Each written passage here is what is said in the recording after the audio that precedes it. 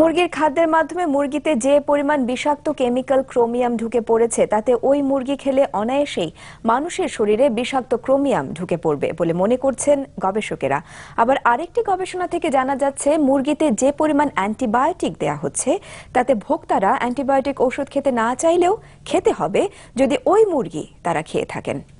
আশিকুর রহমান চৌধুরীর বিশেষ রিপোর্ট। সম্প্রতি র্যাবের একটি অভিযানে জানা যায় পুরান ঢাকার চামড়া কারখানার আশপাশে যে অসংখ্য পোল্ট্রি খাদ্যের কারখানা গড়ে উঠেছে সেখানে মুরগির খাদ্যে প্রোটিন হিসেবে মেশানো হচ্ছে চামড়ার উচ্ছিষ্ট আবর্জনা। উচ্ছিষ্ট চামড়াও সমস্যা ছিল না, সমস্যা হলো চামড়া কারখানার যত বিষাক্ত ক্রোমিয়াম রয়েছে তা মিশে থাকে চামড়ার ওই উচ্ছিষ্ট অংশে। র্যাবের ওই অভিযানের ভিত্তি ছিল ঢাকা বিশ্ববিদ্যালয়ের রসায়ন বিভাগের অধ্যাপক ডক্টর আবুল হোসেনের একটি গবেষণা। তিনি ওই গবেষণার শুরুতে হাজারীবাগের একটি কারখানা থেকে মুরগির খাদ্য এনে মুরগিকে 2 মাস খাওয়ান।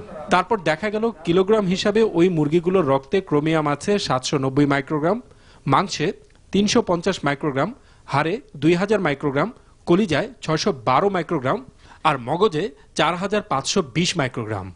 অর্থাৎ গোটা মুরগিটাই হয়ে পড়েছে বিষাক্ত, যা মানুষ খেয়ে যাচ্ছে। একজন লোক যদি ডেলি 250 গ্রামও মাংস খায় তাহলে এর মধ্যে আসতেছে আপনার প্রায় 87 মাইক্রোগ্রাম।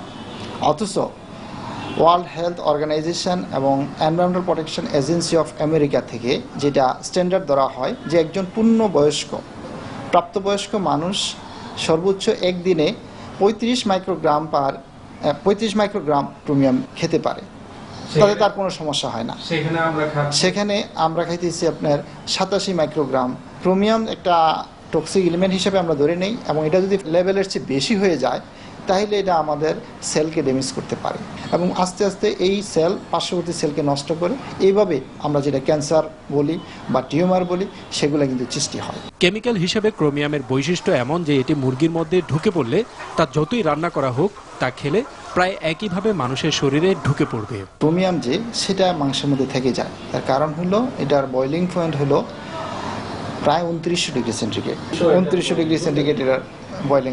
কাজে আমরা রান্না করি সেটা 100 ডিগ্রি বা 150 ডিগ্রি সেন্টিগ্রেডে, কাজে এটা ডিকম্পোজ হওয়া বা এটা নষ্ট হওয়ার কোনো সম্ভাবনা নাই, কাজে এটা আমাদের বডিতে আসবে। এবার আসা যাক মুরগিকে কত বেশি মাত্রায় অ্যান্টিবায়োটিক ওষুধ প্রয়োগ করা হচ্ছে এবং তা মানুষের শরীরে কিভাবে ঢুকে পড়ছে সেরকম একটি গবেষণা প্রসঙ্গে, যা করা হয়েছে বাংলাদেশ কৃষি গবেষণা কাউন্সিল থেকে। ওই গবেষণায় দেখা যাচ্ছে যে শতকরা 100% মুরগির ডিমে সিপ্রোফ্লক্সাসিন নামের এক ধরনের অ্যান্টিবায়োটিক ওষুধের উপস্থিতি পাওয়া যাচ্ছে। সেখানে অন্যান্য অ্যান্টিবায়োটিক ওষুধের উপস্থিতি পাওয়া যাচ্ছে শতকরা 80% মুরগির ডিমে, এবং এটি পাওয়া যাচ্ছে সহনশীল মাত্রার চেয়ে 3 থেকে 5 গুণ বেশি। আর মুরগির ক্ষেত্রে যেটা দেখা যাচ্ছে যে এ ধরনের খামারের চেয়ে বাজারের মুরগিকে অনেক বেশি অ্যান্টিবায়োটিক ওষুধ প্রয়োগ করা হচ্ছে।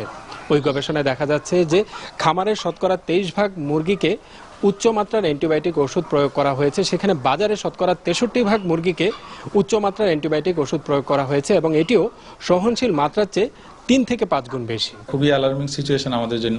এটা হিউম্যান বডিতে ঢুকে, হ্যাঁ, এবং হিউম্যান বডিতে ঢুকে। এবং যখন আমরা পোলট্রিতে আমরা অ্যান্টিবায়োটিক ইউজ করি তখন এটা বেসিক্যালি আমরা অ্যান্টিবায়োটিকটা যে 5টা যে ফাংশনিং অর্গান যেটা আমরা বলি লিভার, কিডনি, ইন্টেস্টাইন, এগুলোতে অ্যাকচুয়ালি বেসিক্যালি প্রথম ডিপোজিটেড হয়। ইলা, কলিজা, অন্ত্র এবং বিশেষ করে যে হাড়, এবং আমরা হাড় যে খাই এবং এটার মজ্জা অনেকে পছন্দ করি, কাজে আমরা এই মজ্জাটাও যেন আমরা চাবিয়ে না খাই। এগুলোর মধ্যে কি অ্যান্টিবায়োটিকের পরিমাণটা বেশি।